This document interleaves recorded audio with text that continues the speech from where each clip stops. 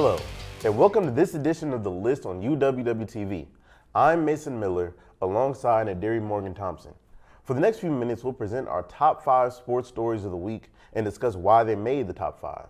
Did your top 5 make our list? Let's find out. At number 5, the UW Whitewater volleyball team is headed to the quarterfinals of the NCAA D3 tournament. Whitewater is the 6th seed in the tournament and will face 3rd-ranked Emory College. After a successful 29-3 season, how far do you think this Warhawk team can go? You know, quite frankly, I don't think there's a team in NCAA that can stop us, right? Only we can stop ourselves. As somebody who went to multiple UW Whitewater women's volleyball game this year, we are simply a dominating force in this league. The things that we did to our conference rivals and other teams was simply just domination, right? There's not a single team that can really stop us. It's us that can stop ourselves. We're known for being great, and we're going to continue to be great in the tournament. Yeah, I mean, I have to agree. When you look at a team that goes 29-3, only 3 losses in a whole entire season, that is a team that I'm actually surprised somehow isn't like the 1 seed or something like that. But it does show that there are other competent teams that we will have to face. But I do trust our girls to go out there and get it done. Abby Dix was number 1 in blocks for the season, and Whitewater as a team was also number 1. We have been going absolutely crazy this year, and I don't see that stopping or slowing down anytime soon. So I'm looking forward to seeing how these playoffs goes, and good luck to Whitewater in this tournament. Go Warhawks. At number 4 on the list, the wear and tear of the NFL drags on, as was made evident by this past week's injuries. With some notable names going down, what do you see for these teams going forward and the players involved? Right, I think there's one injury that we have to talk about, right? Or should I say one hit? Yes, Aziz Al-Shahir absolutely decimated Trevor Lawrence on a late hit. You know what I mean? I think that's one of those things it's really sad because it's really a disgrace, right? You don't want to see late hits, especially on blossoming quarterbacks. Trevor Lawrence was showing a promising future, and then this year he kind of took a step back. And it looked like Al-Shahir was trying to send him a few more steps back. You know, you can't be playing like that out there. And I saw a tweet by Kurt Warner, I believe, and it talked about what can you do to protect NFL quarterbacks, right? Because if you're the quarterback there, you want to get as many yards as possible. And if you're the defense there, you want to stop the quarterback, right? So even though it was a late hit, you understand why he went for the hit because Trevor Lawrence slid a little bit late. Am I blaming Trevor Lawrence? No. But you can understand why the play ended like that. I wonder in the future, what can the NFL do to make sure that we can maximize those types of plays where they can reach for yardage and don't have to get hurt? Yeah, I understand what you're saying wholeheartedly, but here's my thing. I do believe that quarterbacks do have to take a little bit more accountability in these type of situations. Trevor Lawrence did slide somewhat late, and while you do absolutely hate to see injuries, you got to hope that players can learn to protect themselves a little bit more. Prayers go out to Trevor Lawrence and anybody else who got injured this week, but we do have to talk eventually about player safety and accountability.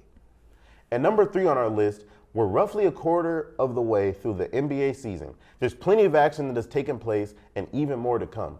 With that being said, what are some recent headlines that have stood out to you? You know what I mean? If there's one thing that stood out to me this year, it's them Cleveland Cavaliers, right? They started off undefeated. They took a couple L's, 2 of them to the Hawks, which is kind of weird, but they're a very good team, right? And if you look at the Cavs, they also have had a few injuries as well. You have to wonder, what is the ceiling of this Cleveland Cavaliers team? They have a new coach, Kenny Atkinson, who's a Coach of the Year candidate. And Darius Garland is looking like an all-star again. Donovan Mitchell is looking like he might be top 10, might be better than Ant. Evan Mobley is looking like one of the better young players in the league. Jared Allen's looking nice again.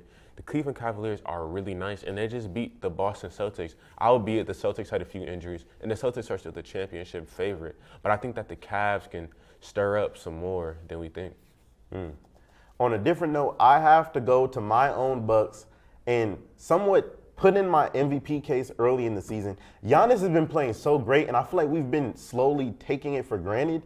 He just dropped a 40-point triple-double and joins Magic Johnson with having the same amount of 40-point triple-doubles. Giannis has been playing insane, and I feel like just because his name isn't Gianni Antetokounmpo, that we're not talking about it. I mean, look, Jokic is great, but it's really unfortunate to see that one day we're going to look back and look at Giannis being like, he could have had so many more MVPs, but we just kind of got used to him dominating, and Jokic just putting up such crazy numbers all the time alongside Giannis. It's kind of hard to ever argue that Giannis should be it, but I'm glad that my Celtics are finally starting to look like they care about basketball. Doc Rivers, you are still someone who should be somewhat nationally wanted, but I'm starting to consider hating you a little bit less. Shout out Darvin Ham. Maybe he's finally taking his hands out of his pockets in practice. But the Bucks have been turning things a lot around. The Bucks have been turning things around a lot, and I'm just glad to see it as a young Bucks fan. It's making me really happy just to see how far we've come. Our role players are getting better. Shout out AJ Green. But yeah, hopefully things will keep going our way. Anyways, though, we've got more coming up on the list, including predictions about both collegiate and professional football awards. We'll be right back here on the list. Have you heard of UROC? We're part of Whitewater and our own thing. Come on, we'll show you. I learned how to be a college student here, and now I'm headed off to Madison to study global health, and I know I'm ready. People like me who aren't a fan of big crowds would really like UROC because it's welcoming and it's laid back. My advisor helped me figure out my schedule, organize my time, fill out my FAFSA, and figure out what classes I liked and how to turn that into a major. And if I had to do it again, I would choose UROC. You ready to rock? You belong here.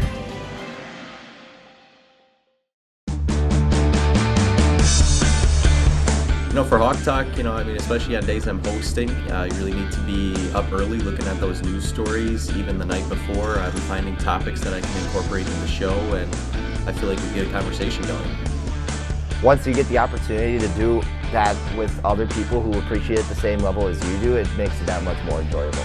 For everything sports, tune in Monday through Thursday at 91.7 The Edge or watch us on UWW-TV. Your home for excellence in action.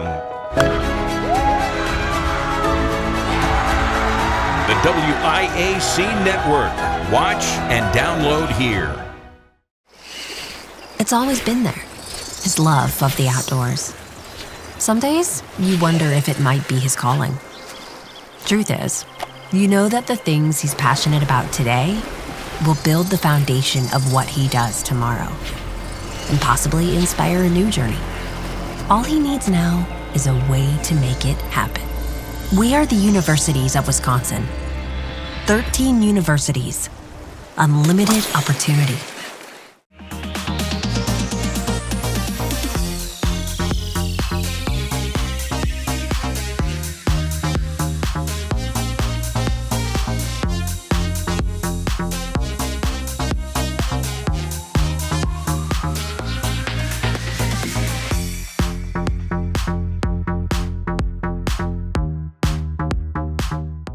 Welcome back to the list on UWW-TV. Let's continue the countdown to this week's top sports stories. At number 2 on the list, the college football season is coming to a close, which means the Heisman winner will be decided before you know it. There are a handful of worthy candidates for the award, and it's been an unpredictable season. So of the names in the race, who do you see hoisting the award in the end? You know what I mean? If we're going to be honest here, Mason, it's a two-man race, right? And I'm very thankful for the two men, right? Because they're finally not making the Heisman a quarterback award, right? They already do it all the time in the NFL for every single award possible, right? In college, they finally gave us a two-person race that is Travis Hunter and Ashton Jenney. Early in the year, I love Ashton Jenney, and I still do. If he brings Boise State to the playoffs, that'll be great. And that'll for sure give him a phenomenal Heisman case. But his case for the Heisman is kind of like Chet Holmgren for Rookie of the Year last year. It's unfortunate that he's playing in the same era as somebody like Travis Hunter, right? Travis Hunter is a top 5 receiver and probably top 1 cornerback in college football right now, and is going to be the number 1 overall draft pick in the NFL. He's dominating both sides of the ball, and quite frankly speaking, he is the Heisman frontrunner. I love Ashton Jenney. I would love that he can get different sorts of awards that get him other sorts of love, but at the moment, I'm riding for Travis Hunter. I hear what you're saying, but it has to be anybody but Travis Hunter. I get it. Oh, he plays so many snaps. Oh, his stamina is so good. He can run for so long. Oh, he can be mediocre on both sides of the ball. I don't care about that. When you said dominance, there's one man who's dominant. He's clearly the best running back and possibly the best player in college football, and that's Ashton Jenney. Hopefully he gets that award. But speaking of awards, And number one on our list, NFL awards are approaching, and it's approaching the end of the regular season, which means regular season awards are just around the corner. Like anything else, it's fun to speculate what may happen. So, who do you see receiving all of the many accolades this year? You know what I mean? If we're going to talk about running back dominance this year, we're not talking about Ashton Jenney. We're talking about Saquon Barkley, right? Saquon Barkley should be the first running back to win MVP since Adrian Peterson. He's on track to have over 2,000 rushing yards and break Eric Dickerson's record, right?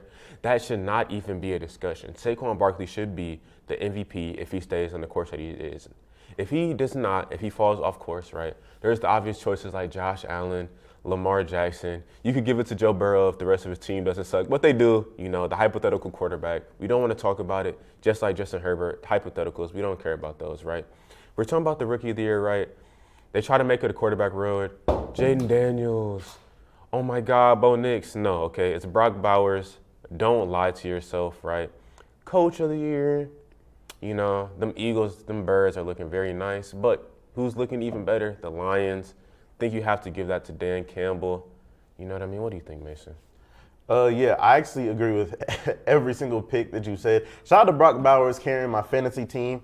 Good guy, that Bowers, man. Love him. And then for the position, for the awards that you didn't mention, Offensive Player of the Year. I mean, he's an MVP candidate. It's Saquon. Like, that's not even, I don't even think it's a race at this point. Derrick Henry was kind of contending in that area. You could argue Jay Jettis. It's Saquon. And then Depoy, shout out to the Packers, man. Xavier McKinney, give him the Depoy. But those are our award picks, and that will be it for this semester of the list. We hope you enjoyed each week of our show and all the topics that were part of our list. For the Deary Morgan Thompson and the members of the UWW TV crew, I'm Mason Miller. Have a good winter.